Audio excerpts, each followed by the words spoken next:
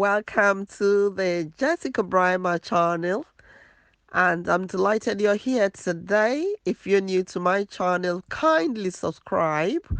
And if you have already subscribed, I want to say a very big thank you to you. And of course, as the title shows, this is an expose on how the Nigerian military and the Navy have been stealing Nigeria's oil, stealing, selling, and enriching themselves at the expense of the poor.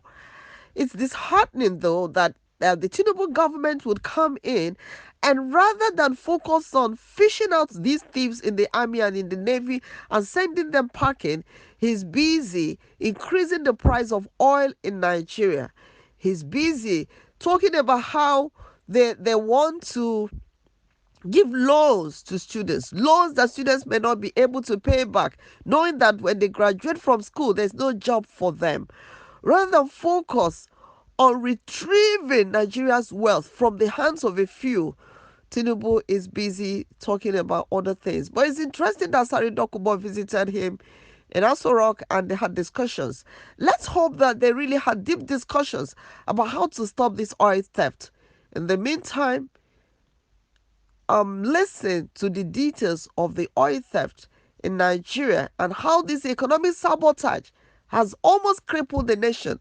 We had the general as head of state. Rather than stop it, he of course aided and abetted it when he put his cronies in the army and enlisted Boko Haram members in the army. There's no hope for the Nigerian nation anymore except something drastic really happens concerning the security of the nation and making sure that the nation's wealth is not stolen by a few.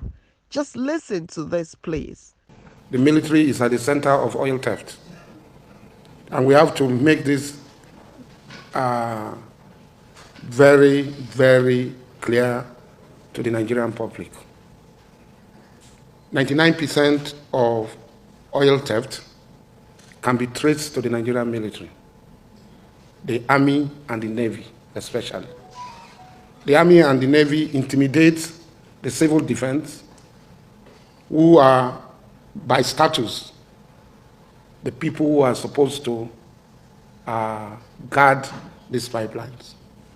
They receive a lot of money from NNPC, PCL, and the IOCs, and just across the corner, you will see a houseboat. A few meters from the houseboat, you will see an oil bunkering refinery or tapping directly from oil well heads.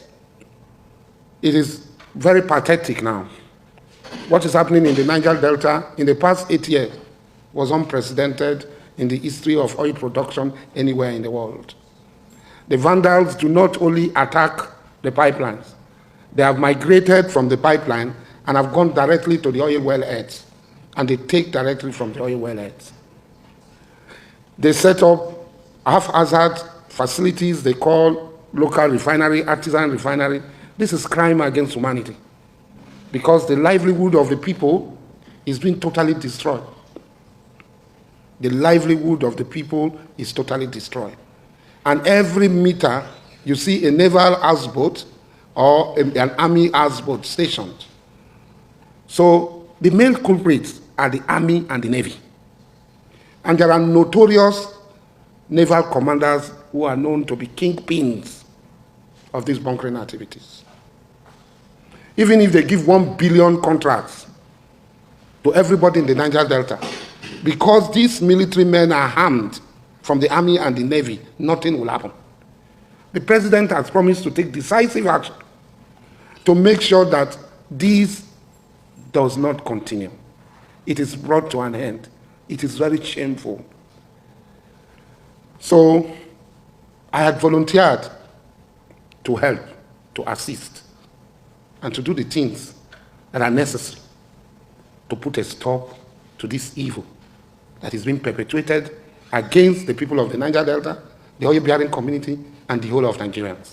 I'm not a fan of Asari Dokubo, but I don't believe in shooting the messenger in order to rubbish the message. No, I don't believe in that. I want us to listen to the message he has brought to Nigerians at this time.